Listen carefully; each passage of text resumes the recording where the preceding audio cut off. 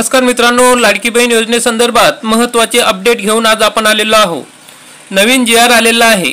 तसेच दुसऱ्या हप्त्यामध्ये वाढ होणार आहेत आणि दुसरा हप्ता कधी मिळणार आहे याविषयी काय बातमी आहे ती बघणार आहोत।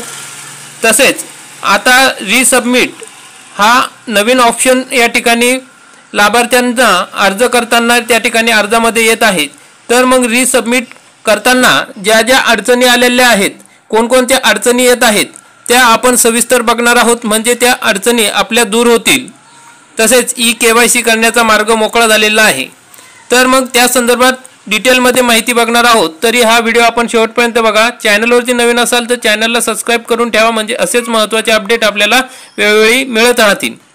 तर मित्रांनो, या ठिकाणी अनेक लाडक्या बहिणींना अर्ज करताना अडचणी येत आहेत।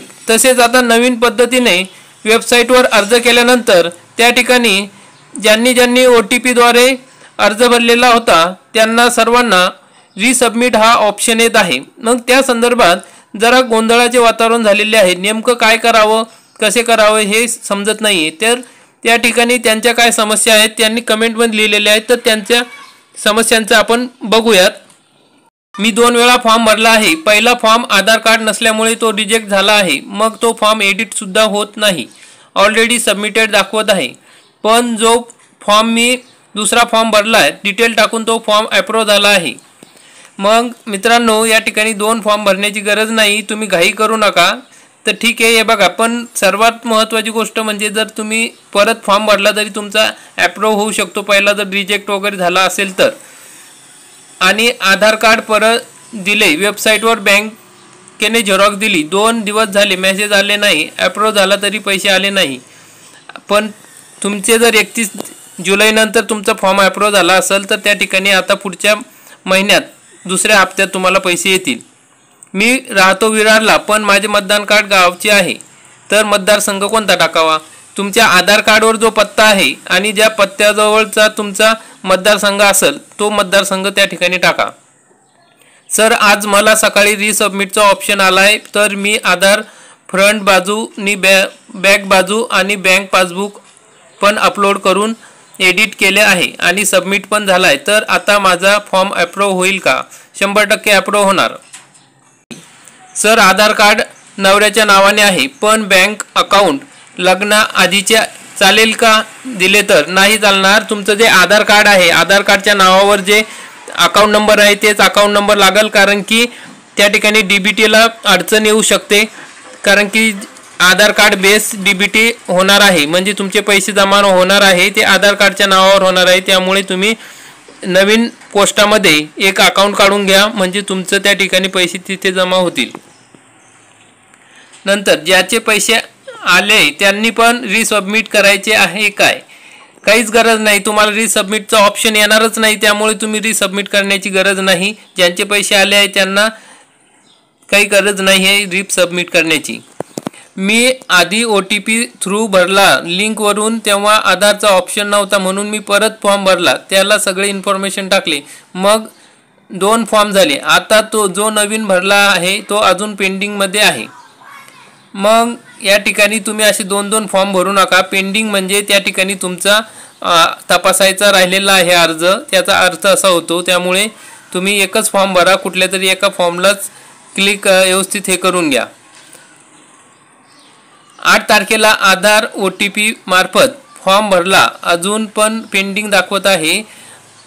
मग या ठिकाणी सगळे काम चालू आहे, प्रोसिजर चालू आहे, पेंडिंग दाखवते म्हणजे तुमचा अर्ज अजून तपासायचा वेटिंगमध्ये आहे। त्यामुळे तुम्ही जास्त घाई करू नका। सर, माझा फॉर्म पण आधार कार्ड OTP थ्रू सबमिट झाला, तेव्हा आधार कार्डचा ऑप्शन नव्हता आणि आधार कार्ड नॉट अपलोड रिझन आहे, ते अपलोड केले काल रात्री रिसबमिट केले आणि आता तुम्हाला तुमचा फॉर्म त्या ठिकाणी रिसबमिट केला आहे, तुम्ही कागदपत्र अपलोड केले, तर तुमचा फॉर्म त्या ठिकाणी अप्रूव्ह होणार। माझे आधार कार्ड फोटो अपलोड केला आहे, पण bank passbook photo upload option नव्हता त्यावेळेस म्हणून केला नाही, तरी सबमिट येईल का? नाही येणार। आधार कार्ड हे गरजेचे आहे आणि बँक पासबुक जे असतात ते ऑप्शनल असते, तुम्ही नाही टाकले तरी अपलोड केला तरी चालेल, फक्त अकाउंट नंबर व्यवस्थित टाकायचा। माझा फॉर्म काल रिजेक्ट झाला, मी रिसबमिट केला पुन्हा। रिजेक्ट झालेला फॉर्म रिसबमिट कसं, तुमचा फॉर्म रिसबमिटच असेल तर आपल्याला मेसेज येतो आणि महिला मंडळ या ठिकाणी घाबरून जातात की रिजेक्ट झाला. तसं नाही, आधी व्यवस्थित वाचा काय सूचना आहे आणि त्याच्यानुसार त्या सूचनेचं पालन करून आपला फॉर्म रिसबमिट करा. माझा फॉर्म अप्रूव्ह झाला आहे पण अकाउंट नंबर चुकला आहे, आता परत फॉर्म घेत नाही, काय करायचे. आता तुम्ही पोस्टात खाते काढा आणि DBTला तुमचं आधार कार्ड लिंक झालं की तुमच्या आधार कार्ड लिंक खात्यात ते पैसे जमा होतील. हा चुकला तर चुकू द्या, तुमचे पैसे पोस्टात जमा होतील, कारण की तिथे लगेच आधार सीडिंग होऊन जाते 2 दिवसात. त्यामुळे पोस्टात तुम्ही अर्ज भरा. मी कालपासून 10 वेळा रिसबमिट केला तरी पण सबमिट होत नाही, PDF डाउनलोड होत नाही म्हणते. आता या ठिकाणी आपल्याला PDF डाउनलोड करायची नाही, फोटो अपलोड करायचा आहे, कारण की PDF तिथं चालत नाही, सॉफ्टवेअरमध्ये ऑप्शन नाही आहे. तुम्ही त्याचे स्क्रीनशॉट काढून डॉक्युमेंटची त्या ठिकाणी ते अपलोड करा, अपलोड होऊन जाईल, सबमिट होऊन जाईल. सर आधी आधार कार्डच्या दोन्ही बाजू अपलोड केल्या आहेत पण बँक पासबुक अपलोड केले नाही तर अप्रूव्हचा मेसेज येणार की नाही. 100% येणार, बँक पासबुक हे ऑप्शनल आहे. आधार कार्ड अपलोड केले बँक पासबुक नाही होत तर माझा फॉर्म अप्रूव्ह होईल का. 100% अप्रूव्ह होणार. सर OTPने फॉर्म भरला होता, मला रिसबमिट ऑप्शन आले होते, मी आधार अपलोड केले आहे पण आधार नंबर पण टाकायचा आहेत का, कारण मी वरती फॉर्म बघितला नाही, आता फॉर्म सबमिट केला आहे. आधार नंबर त्या ठिकाणी येत नाही, रिसबमिट करताना आधार नंबर टाकण्याची गरज नाही, फक्त तुम्हाला फोटो आधार कार्डचे जे फोटो अपलोड करायचे तेवढेच, फक्त जेवढे सांगितलं तेवढ्या सूचनांचे पालन आपण रिसबमिट करताना करणे गरजेचे आहे. कारण की तुम्हाला खाली त्या ठिकाणी पट्टीमध्ये स्टेटस आणि त्या ठिकाणी काय क्युरी आहे, काय कारण आहे तुमचं रिसबमिट करण्याचं त्या ठिकाणी दिसतं, तेवढेच आपण सूचना करायच्या, तेवढ्याच सूचनांचं पालन करायचं आहे. आणि जर काही दुरुस्ती करायची असेल तरच आपण बदल करायचा, नाही तर बदल करायचा नाही. मी पहिल्यांदा फॉर्म भरला तेव्हा आधार कार्डचा ऑप्शन नव्हता, मग मी परत भरला, आता 2 फॉर्म झाले. एका फॉर्मला एडिटचा ऑप्शन आला आहे आणि दुसरा अजून पेंडिंगमध्ये आहे. एडिटचा ऑप्शन आला आहे तर त्या ठिकाणी तुम्हाला जर काही दुरुस्ती करायची असेल तर त्या ठिकाणी तो दुरुस्ती करून घ्या. पेंडिंगचा आता असू द्या, तो पण पेंडिंगमध्येच असेल. त्या ठिकाणी स्टेटस काय आहे ते बघा आणि त्याच्यानुसार ठरवा, कुठला तरी एकाच याच्यावर तुम्ही प्रोसिजर करा. भाऊ आपल्याला माहिती आहे का आधार कार्ड अपलोड केलेला नाही आहे तरी अजून ॲप्लिकेशन पेंडिंग दाखवत आहे. आपल्याला माहिती आहे का आपला फॉर्म रिजेक्ट किंवा रिसबमिट करावा लागेल. तुम्हाला त्या ठिकाणी सूचना येतील, आधार कार्ड अपलोड केले नाही तर रिसबमिटचं त्या ठिकाणी स्टेटसला येईल, त्यावेळेस तुम्ही आधार कार्ड अपलोड करू शकता. रजिस्टरचं बँक अकाउंटवर लग्नपूर्वीचे नाव आहे आणि आधार कार्डवर लग्नानंतरचे नाव आहे तर डॉक्युमेंट अपलोड केले तर चालेल का. आधार कार्डवर जे नाव आहे तेच चालतं, आधार कार्डवर जे नाव आहे तेच तुम्ही डॉक्युमेंट न करा, बाकीचं तुमचं होऊन जाईल. कारण की तुम्हाला LC ही त्या पूर्वीच्या नावाचीच लागते. आधार कार्डवर जे नाव आहे आता लग्नानंतरचे आहे तर त्या ठिकाणी त्याच नावाचं तुम्हाला अकाउंट नंबर लागणार आहे. नसेल काढलेलं तर पोस्टामध्ये अकाउंट नंबर काढून घ्या, लगेच आधार सीडिंग होऊन जाते. सर स्टेटसवरती ड्राफ्ट असे दाखवत आहे, काय करू. त्या ठिकाणी ड्राफ्ट भरपूर महिलांचा प्रॉब्लेम आहे. आपण फॉर्म भरताना सेव्ह करतो आणि सेव्ह झाला की ते बाहेर येऊन जातं, डायरेक्ट आपण लॉग आउट होतो. लॉग आउट झाल्यामुळे आपल्याला महिलांना वाटतं की आपला फॉर्म सबमिट झाला, पण हा ऑप्शन दाखवतोय म्हणजे या ठिकाणी तुमचा फॉर्म सबमिट झालेला नाही.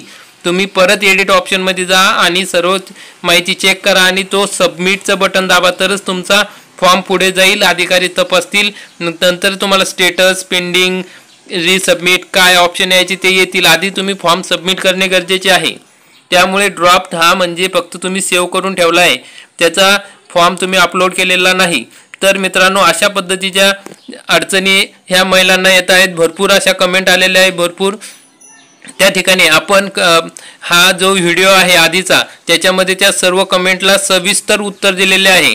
जर आपल्याला काही अडचण असेल तर एकदा त्या कमेंट बघून घ्या, त्यावरून तुम्हाला तुमच्या प्रश्नाचे उत्तर मिळून जातील. जरी नाही मिळाले तरी या व्हिडिओच्या कमेंटमध्ये तुम्हाला काय अडचण येत असेल तर विचारा आणि आपण त्याची माहिती देऊ. रिसबमिटला त्या ठिकाणी काय क्युरी आली आहे, काय कारण आलं आहे ते वाचूनच मगच व्यवस्थित फॉर्म भरा. तर मित्रांनो या संदर्भात आता लाडकी बहीण योजनेसंदर्भात एक महत्त्वाचा GR आलेला आहे. तर आपण या ठिकाणी बघू शकतो, मुख्यमंत्री माझी लाडकी बहीण या योजनेच्या अंमलबजावणीच्या सुधारणेसह व्याप्ती वाढवण्याबाबत या ठिकाणी हा आलेला आहे GR. या ठिकाणी प्रस्तावना आहे नंतर या ठिकाणी शुद्धीपत्रक आहे. शिवाय शुद्धीपत्रकात काय सांगितलं आहे की ज्या बालविकासामार्फत महिला व बाल सक्तीकरण ही सर्वसमावेशक योजना राबवण्यासाठी राखीव ठेवण्यात आलेला जो निधी असतो 3% 1% म्हणजे जिल्हा वार्षिक योजना एकूण निधीच्या 1% निधी म्हणून जिल्हाधिकारी यांच्यामार्फत संबंधित जिल्ह्यात मुख्यमंत्री माझी लाडकी बहीण या योजनेसाठी खर्च करण्यास मान्यता देण्यात येत आहे.